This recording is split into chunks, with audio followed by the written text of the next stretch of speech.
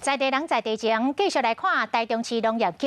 补助着东势区农会来成立着全台湾唯一的由农会来经营的蔬果的菜市场。这个制作的过程，拢要保持伫15度以下低温，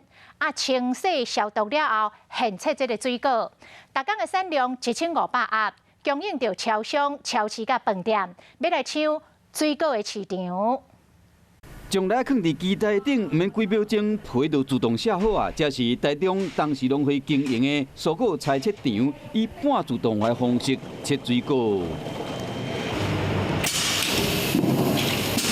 说它是用一条龙的部分，就是从存货部分到出货部分，它整个产线都是保持在低温，这样子的话，它本身水果新鲜度是可以保持得很好的。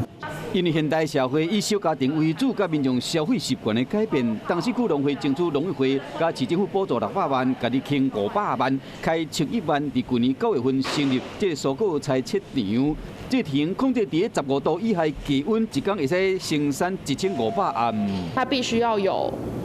温度的控管。那15度的原因是因为我们人在里面工作才不会受不了。台中市农业局嘛辅导东势区农会冷链采切的技术，透过光配检测、冷链、无菌采切甲包装等等处理，达到高品质的采切水果，再搁交超商、超市也是饭店的业者来提升台中的水果伫市场的竞争力。